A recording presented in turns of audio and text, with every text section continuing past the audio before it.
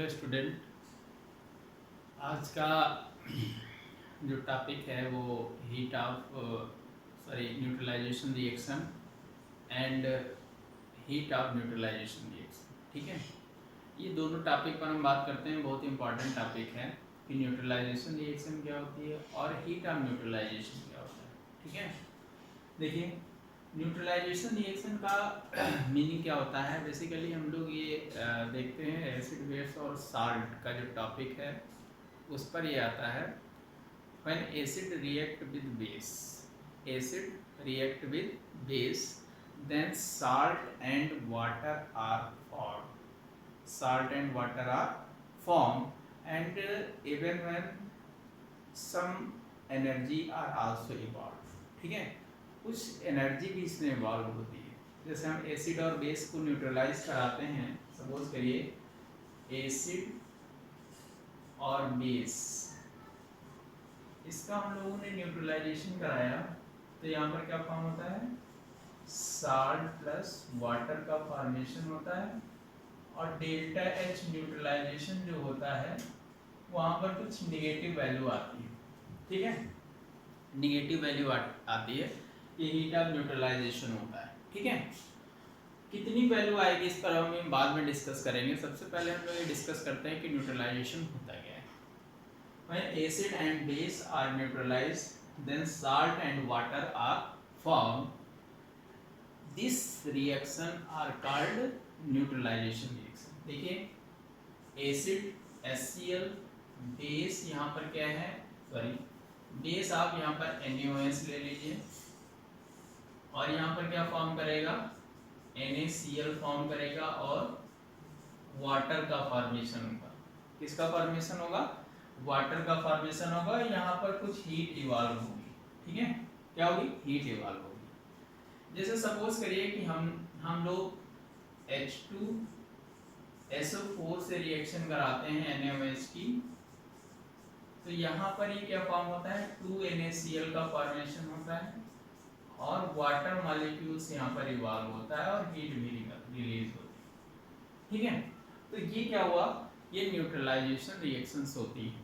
ठीक, यहाँ पर हम और भी देखते हैं। जैसे मान सपोज करिए HNO3 से हम लोग रिएक्शन कराते हैं KOH से, तो यहाँ पर क्या फॉर्म करेगा, KNO3 potassium nitrate water form करेगा और हीट इवॉल्व होगी। ठीक है, कुछ अदर एसिड्स हम लोग ले लेते हैं। सपोज करिए कि जैसे हम लोग ले लेते हैं H2CO3 कार्बोनिक एसिड, NaOH से हम लोग रिएक्शन कराते हैं। कभी कभी आपने देखा होगा NaHCO3 का फॉर्मेशन होता है, वाटर का फॉर्मेशन होता है और हीट यहाँ पर इवॉल्व होती है। यहाँ पर अगर हम S3PO4 वैल्यू ले लें और NaOH से रिएक्शन कराएं तो यहाँ पर कभी कभी क्या मिलता है, NaH2PO4 और वाटर यहाँ पर रिलीज होता है। ठीक है, और हीट भी रिलीज होती है। तो ये न्यूट्रलाइजेशन रिएक्शंस आपको सामने मैंने लिखी। एसिड और बेस जब रिएक्ट करता है तो साल्ट और वाटर का फॉर्मेशन होता है। सम अमाउंट ऑफ हीट्स, यहाँ पर कुछ अमाउंट ऑफ हीट भी रिलीज होती है। ठीक है, कभी भी एसिड और बेस का न्यूट्रलाइजेशन आप कराएंगे तो वहाँ पर क्या फॉर्म होगा, हीट रिलीज होगी, यानी बाहर इवॉल्व होगी। एसिड बेस को आप मिलाएंगे, आप उसको हैंड से टच करिए वाज ग्लास के अंदर, तो आपको थोड़ी सी हीट वहाँ पर जनरेट होते महसूस होगी। ठीक है, अब यहाँ पर आप लोगों ने ये चीज़ देखी होगी कि ये 3 रिएक्शंस जो मैंने लिखी हैं और यहाँ पर मैंने ये जो रिएक्शन मैंने लिखी यहाँ पर और ये रिएक्शन मैंने लिखी, इसमें कुछ बेसिक डिफरेंस आपको एक और मैं लिख सकता हूँ यहाँ पर, H2SO4 plus NaOH gives out NaHSO4 plus water और प्लस हीट। ठीक है, ये भी आपको दिख रहा होगा, यानी ये 3 रिएक्शन में कुछ डिफरेंस है, आपको दिख रहा होगा। यहाँ पर हाइड्रोजन के एक भी एटम्स प्रेजेंट नहीं है, जबकि यहाँ पर हाइड्रोजन के एटम आपको दिख रहे हैं। ठीक, तो ये दोनों न्यूट्रलाइजेशन रिएक्शंस हैं। सारी रिएक्शन ये क्या है कि न्यूट्रलाइजेशन है, लेकिन ये कंप्लीट न्यूट्रलाइजेशन है। क्या है? कंप्लीट न्यूट्रलाइजेशन है, न्यूट्रलाइजेशन है। और ये क्या है? Partial neutralisation. ये पार्शियल न्यूट्रलाइजेशन हुआ, कंप्लीट नहीं हुआ है। यानी कहने का मतलब ये हुआ कि एसिड के जितने भी हाइड्रोजन आयन हैं वहां पर वो क्या हो जाने चाहिए? रिप्लेस हो जाने चाहिए। किसके थ्रू? मेटल के थ्रू। और मेटल किसका होगा? बेस का। ठीक है, या ये कह सकते हैं कि केटायन के थ्रू यहाँ पर रिप्लेसमेंट किसका होना चाहिए? हाइड्रोजन का। ठीक है, तो वो कंप्लीट न्यूट्रलाइजेशन रिएक्शन होगी। बात क्लियर हो गई? और इनकम्प्लीट या पार्शियल न्यूट्रलाइजेशन रिएक्शन कौन सी होगी? जिसमें कंप्लीट न्यूट्रलाइजेशन एसिड का ना हो। बात क्लियर है? कंप्लीट न्यूट्रलाइजेशन किसका ना हो? एसिड का कंप्लीट न्यूट्रलाइजेशन ना हो, यानी हाइड्रोजन आयन या रिप्लेसेबल हाइड्रोजन आयन वहां पर प्रेजेंट हो। ऐसी रिएक्शंस पार्शियल न्यूट्रलाइजेशन रिएक्शन बोली जाती हैं या इनकम्प्लीट न्यूट्रलाइजेशन रिएक्शन बोली जाती है। अब आप देख रहे हैं यहाँ पर ये सारे क्या है? ये क्या है? साल्ट है। ये सारे क्या है? साल्ट है। यहाँ पर ये क्या है? साल्ट। और यहाँ पर ये क्या है? वाटर। वाटर है। ये क्या है? वाटर। यानी साल्ट का फॉर्मेशन। और कौन सा साल्ट? Simple salt. कौन से कैसे साल्ट यहाँ से फॉर्म होंगे? सिंपल साल्ट का फॉर्मेशन यहाँ पर होगा। और सिंपल साल्ट का फॉर्मेशन के थ्रू ये क्या होता है? साल्ट का फॉर्मेशन न्यूट्रलाइजेशन, एसिड बेस के न्यूट्रलाइजेशन से यहाँ पर क्या होता है? आपका साल्ट और वाटर का फॉर्मेशन होता है। अभी अगली नेक्स्ट हम एक वीडियो लाएंगे, वहाँ पर हम टाइप ऑफ साल्ट बताएंगे। हाल फिलहाल आप लोग इतना ध्यान दीजिएगा क्योंकि ये बहुत ही इंपॉर्टेंट है। अभी हम हीट ऑफ न्यूट्रलाइजेशन आपको बताएंगे। कंपटीशन पॉइंट ऑफ व्यू से इस पे क्वेश्चन आता ही आता है। ठीक है, तो कंपटीशन के लिए और ये 11, 12, 10, 9 सब के लिए बहुत इंपॉर्टेंट चीज यहाँ पर ये है। ठीक है, तो ये एसिड और बेस का न्यूट्रलाइजेशन आपने देख लिया। ठीक, अब हम यहाँ पर आगे टॉपिक पर इसको नोट करिए।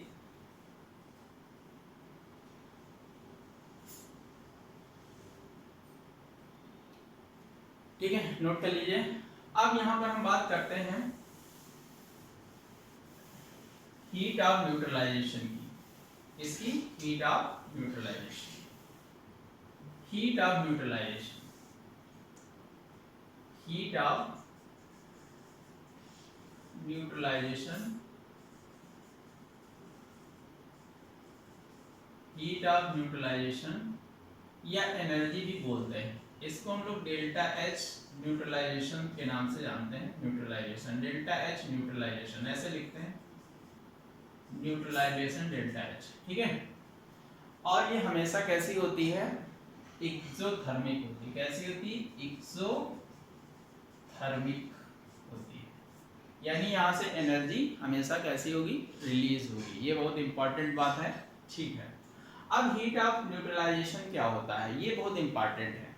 तो हीट ऑफ न्यूट्रलाइजेशन होता है कि if when 1 gram equivalent of acid react with 1 gram equivalent of base, then change in enthalpy या change in enthalpy इसको बोलते हैं। इसको क्या बोलते हैं?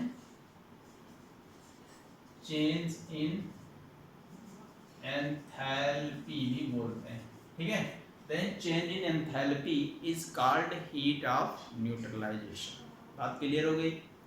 मैंने क्या कहा? if 1 gram equivalent of acid react with 1 gram equivalent of base, then change in when 1 gram equivalent of acid are completely react with 1 gram equivalent of base, then change in enthalpy is heat of neutralization। ठीक है, 1 gram equivalent पर एक मैं video बनाऊंगा जल्दी ही, आप उसको ध्यान दीजिएगा। 1 ग्राम इक्विवेलेंट, फिर आप समझ लीजिए कि ग्राम इक्विवेलेंट जो होता है, ग्राम इक्विवेलेंट जो होता है वो मोल इंटू एक्स होता है। ये अभी हम आगे डिस्कस करेंगे, मैं कर भी चुका हूँ, आप ध्यान दीजिएगा इस पर। तो हीट ऑफ न्यूट्रलाइजेशन ये होता है कि कंप्लीट न्यूट्रलाइजेशन अगर होगा तो वहां पर फॉर्म होगी। जैसे देखिए एसिड और बेस ये जब भी रिएक्ट करेंगे तो यहाँ से क्या फॉर्म होगा, आपका साल्ट फॉर्म होगा और वाटर फॉर्म होगा। और यहाँ पर जो हीट ऑफ एंथैल्पी है न्यूट्रलाइजेशन, वो निगेटिव वैल्यू यहाँ पर आएगी। कैसी वैल्यू आएगी, निगेटिव वैल्यू यहाँ पर इवॉल्व। ठीक है, देखिए मैं कुछ लिखता हूँ कि जैसे सपोज करिए HCl प्लस NaOH, ये क्या स्ट्रॉन्ग एसिड है, ये स्ट्रॉन्ग बेस है, ये रिएक्ट करेगा तो साल्ट NaCl फॉर्म होगा और वाटर का फॉर्मेशन होगा। और यहाँ पर जो हीट ऑफ न्यूट्रलाइजेशन होगी वो निगेटिव 13.7 किलो कैलोरी पर मोल होगी। कितनी होगी, किलो कैलोरी पर ग्राम इक्विवेलेंट या पर मोल यहाँ पर एनर्जी रिलीज होगी। यही इंपॉर्टेंट है कि देखिए स्ट्रॉन्ग एसिड स्ट्रॉन्ग बेस जब न्यूट्रलाइजेशन होता है तो यहाँ पर कैसा होगा, न्यूट्रलाइजेशन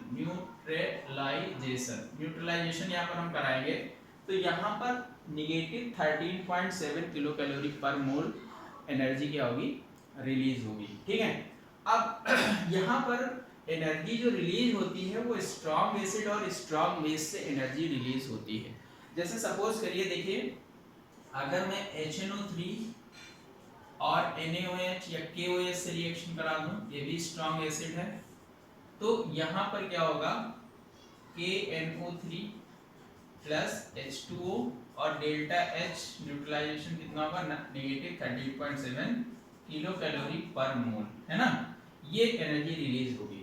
ठीक, तो यहाँ पर मेन चीज ये समझना है कि जो हीट ऑफ न्यूट्रलाइजेशन होती है वो स्ट्रॉन्ग एसिड और स्ट्रॉन्ग बेस के लिए इतनी होती है। ठीक, लेकिन अगर एसिड यहाँ पर वीक ले लिया जाए, H2CO3 ले लिया जाए और एक एसिड या बेस कोई एक वीक ले लिया जाए, एसिड वीक हो या बेस वीक हो, दोनों में से कोई अगर एक वीक है, तो यहाँ पर देखिए क्या फॉर्म हो रहा है, कंप्लीट न्यूट्रलाइजेशन हम लोग कराएंगे 1 मोल के लिए ही हम लोग कंप्लीट न्यूट्रलाइजेशन यहाँ पर अगर कराएं तो यहाँ पर देखिए क्या फॉर्म होगा, जैसे साल्ट फॉर्म हुआ, सोडियम बाइकार्बोनेट फॉर्म हुआ और यहाँ पर H2O फॉर्म हुआ, तो यहाँ पर जो हीट ऑफ न्यूट्रलाइजेशन है वो क्या होगी, लेस देन निगेटिव 13.7 से कम होगी हमेशा। या आप इसको ऐसे करा लीजिए CH3COOH, ठीक है, और यहाँ पर CH3COONA,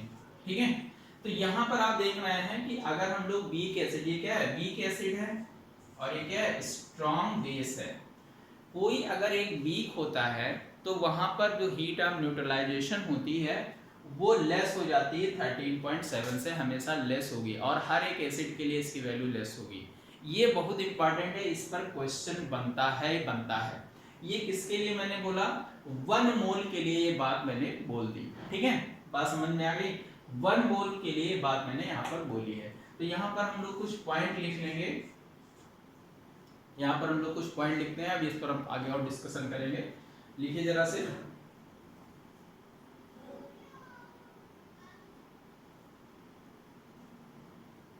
heat of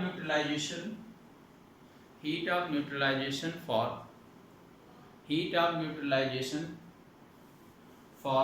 1 gram equivalent of strong acid and 1 gram equivalent of strong base are always equal to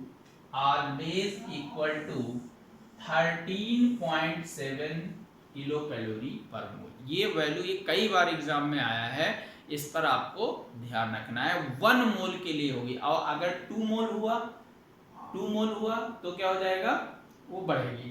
तो यहाँ पर देखिए इसके लिए अगर फॉर H2SO4 तो देखिए NaOH से रिएक्शन कराते हैं तो यहाँ पर क्या फॉर्म होता है, Na2SO4 प्लस 2H2O। तो यहाँ पर जो हीट ऑफ न्यूट्रलाइजेशन होगी वो कितनी हो जाएगी, हीट ऑफ न्यूट्रलाइजेशन होगी ये 2 × 13.7, ठीक है। तो ये कितनी आ जाएगी 26, सॉरी कितनी आ जाएगी, जस्ट डबल हो जाएगी 427 पॉइंट इतने किलो कैलोरी पर मोल। तो ये याद रखिएगा कि देखिए यहाँ पर न्यूट्रलाइजेशन प्रोसेस जो होती है, एक्चुअल में जो न्यूट्रलाइजेशन होता है वो H प्लस और OH निगेटिव आयन का न्यूट्रलाइजेशन होता है। ये चीज आपको ध्यान रखनी है। यहाँ पर देखिए न्यूट्रलाइजेशन जो हुआ इसका H पॉजिटिव और इसका OH निगेटिव ये वाटर का फॉर्मेशन करते हैं। एक्चुअल में ये एनर्जी कहाँ से आती है, H प्लस और OH माइनस आयन के न्यूट्रलाइजेशन से। 1 ग्राम इक्विवेलेंट एसिड का 1 ग्राम इक्विवेलेंट बेस का न्यूट्रलाइज करेंगे, वाटर का फॉर्मेशन होगा, साल्ट तो बनेगा ही और एनर्जी ये रिलीज होगी। H2SO4 के केस में क्या हो रहा है, यहाँ पर 2 मोल्स या इसके एसिड के और 2 मोल इसके बेस के न्यूट्रलाइज हो रहे हैं। तो हीट ऑफ एनर्जी यानी 2H2O का फॉर्मेशन हो रहा है। तो हीट ऑफ न्यूट्रलाइजेशन कितना हो जाएगा, मल्टीप्लाइड बाई 2 यानी इतना हो जाएगा। ये चीज आपको बहुत ज्यादा ध्यान रखनी है, इस पर यही चीज होता है, कंफ्यूजन यहीं पर होता है। बात क्लियर हो गई कि अगर आप ध्यान दी H3PO4 में 3 से मल्टीप्लिकेशन होगा, ठीक है। तो ये चीज आपको ध्यान रखनी है कि हीट ऑफ न्यूट्रलाइजेशन का मेन कॉन्सेप्ट ये होता है कि यहाँ पर जो ये H पॉजिटिव और OH निगेटिव आयंस होते हैं एसिड और बेस के, ये न्यूट्रलाइज करते हैं। एक्चुअल में न्यूट्रलाइजेशन इन्हीं का होता है। और मैं आपको बता दूं इसकी अपोजिट रिएक्शन हाइड्रोलिसिस कहलाती है, हाइड्रोलिसिस कहलाती है, ठीक है। हाइड्रोलिसिस ऑफ साल्ट, हाइड्रोलिसिस आपने देखा होगा, इसकी अपोजिट रिएक्शन कहलाती है और वो एंडोथर्मिक रिएक्शन होती है। बहुत ही सटीक कॉन्सेप्ट में आपको बता रहा हूँ। तो ये चीज आप ध्यान दीजिएगा कि न्यूट्रलाइजेशन इसी का होता है, ठीक है। बात क्लियर हो गई। अब हम बात कर लेते हैं इस पे थोड़ा सा कि वीक एसिड के केस में, वीक एसिड के केस में ये जो वीक एसिड आपका होता है, यहाँ पर देखिए, यहाँ पर भी देखिए क्या हो रहा है, H positive plus OH negative और ये भी कंबाइन करके H2O का फॉर्मेशन कर रहे हैं। लेकिन यहाँ पर जो डेल्टा H होगी वो लेस देन नेगेटिव 13.7 होगी। रीजन क्या होता है, रीजन ये होता है कि जो डिक्रीमेंट एनर्जी में हुआ है, जो डिक्रीमेंट एनर्जी में हुआ है वो वीक इलेक्ट्रोलाइट यानी वीक इलेक्ट्रोलाइट, ये एसिड वगैरह सब क्या इलेक्ट्रोलाइट होते हैं, इनको डिसोसिएट करने में, क्या करने में, डिसोसिएट करने में खर्च हो जाता है, ठीक है। यानी कि जो डिक्रीमेंट एनर्जी में होता है, जब कोई एसिड वीक हो या बेस वीक हो तो वहां पर हीट ऑफ न्यूट्रलाइजेशन क्या हो जाती है, डिक्रीज हो जाती है। और जो डिक्रीमेंट होता है वो वीक एसिड या बेस को डिसोसिएट करने के लिए वहां पर क्या हो जाता है, वो वहां पर यूज हो जाती है उतनी एनर्जी, और वही डिक्रीमेंट यहाँ पर आपको देखने को मिलता है। बात क्लियर हो गई। एक अभी हम आपको ये नोट करिए फटाक से,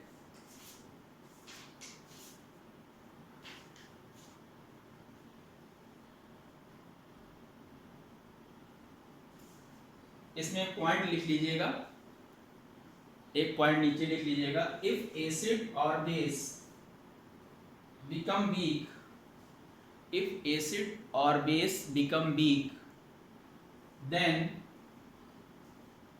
evolve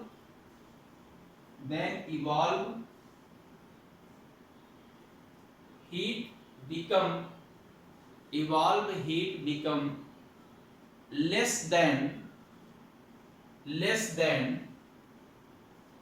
negative 13.7, less than negative 13.7, since that decrease amount are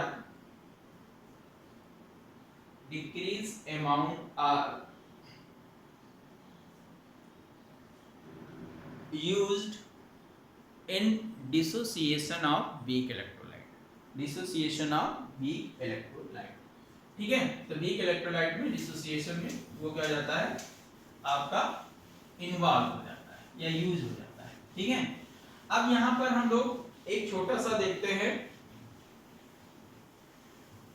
एक न्यूमेरिकल देखते हैं। जैसे हम सपोज करिए कि HCl और NaOH की हम लोग रिएक्शन कराते हैं, तो यहाँ NaOH और वाटर का फॉर्मेशन होता है, और यहाँ पर जो डेल्टा एस न्यूट्रलाइजेशन है वो कितनी होती है, 13.7 है। लेकिन अगर हम HCl की ही NH4OH से रिएक्शन कराते हैं तो NH4Cl का फॉर्मेशन होता है, वाटर फॉर्म होता है, और यहाँ पर जो हीट ऑफ न्यूट्रलाइजेशन है वो 13.4 है किलो कैलोरी पर मोल, ये भी किलो कैलोरी पर मोल। ठीक है, देखिए यहाँ पर ये दोनों क्या है, ये स्ट्रॉन्ग एसिड है, ये क्या है, स्ट्रॉन्ग बेस है, और यहाँ पर ये स्ट्रॉन्ग एसिड है और ये क्या है, वीक बेस है। ठीक है, ये क्या है, वीक है। अब यहाँ पर देखिए वीक हो गया, आप सोचिए जरा से कैसे होगा, ये वीक बेस है। अब यहाँ पर देखिए क्या हुआ, हीट ऑफ न्यूट्रलाइजेशन क्या हो गई, डिक्रीज हो गई। ठीक है, तो जो डिक्रीमेंट हुआ है, देखिए आपसे कहेगा कि if acid HCl react with base then heat of neutralization is this, and HCl react with NH4 then heat of neutralization is this, then calculate heat of dissociation of weak electrolyte। weak electrolyte का degree of dissociation या heat of dissociation आपको calculate करने बोलेगा। देखिए कितना easy है। तो यहाँ पर देखिए जो heat of dissociation होगी, heat of dissociation, ठीक है, ये किसकी होगी, NH4OH की, वो कितनी हो जाएगी, देखिए आप रिप्लेस करिए तो कितना आ जाएगा 30, ये 1 पॉइंट प्लस में ये आएगी वैल्यू, यानी 1.3 किलो कैलोरी पर मोल। ये जो एनर्जी है ये क्या हो जाएगी, इस वीक इलेक्ट्रोलाइट को डिसोसिएट किसमें, NH4 पॉजिटिव और OH निगेटिव में डिसोसिएट करने में क्या हो जाएगी, यूज हो जाएगी, और उसके बाद ये H प्लस इसके साथ न्यूट्रलाइज करके क्या फॉर्म कर देता है, वाटर फॉर्म करेगा। ये जब तक नहीं होगा तब तक न्यूट्रलाइजेशन कहाँ पॉसिबल होगी, पॉसिबिलिटी ही नहीं है। तो इस वजह से ये रिलीज करने के लिए जो हीट ऑफ न्यूट्रलाइजेशन, वहाँ पर इतनी एनर्जी, भाई 1 मोल के लिए heat of energy neutralisation strong acid strong base के लिए वो फिक्स है, वो इतनी होनी चाहिए। लेकिन क्या हुआ, एक वीक हो गया, तो जो डिक्रीमेंट हुआ है वो कहाँ चला गया, वो वीक इलेक्ट्रोलाइट को डिसोसिएट करने के लिए यूज हो गया। ये कॉन्सेप्ट है, और इस पर बहुत सारे कॉन्सेप्ट पर न्यूमेरिकल्स आते हैं कंपटीशन में, चाहे वो नीट का हो, जेई का हो, EMT का, कोई भी कंपटीशन है उस पर ये चीज़ आती है। तो आपको ध्यान रखना है। बस यहीं तक ये टॉपिक है। न्यूट्रलाइजेशन रिएक्शन क्या होती है, मैंने आपको बोला, फॉर्मेशन ऑफ साल्ट कैसे हुआ, और कैसे वहाँ पर आपने देखा पार्शियल न्यूट्रलाइजेशन भी, और आपने हीट ऑफ न्यूट्रलाइजेशन भी देख लिया। ठीक है, ये टॉपिक यहीं तक है। अब इसके बाद मैं लेकर के आऊँगा टाइप ऑफ सॉल्ट क्या होते हैं, उस पर डिस्कशन होगा। इसके लिए आपको क्या करना है, मेरे चैनल को लाइक करना है, सब्सक्राइब करना है और शेयर करना है, अगर आपने अभी तक नहीं किया है, क्योंकि अब वीडियो इसी के आते हैं। Thank you.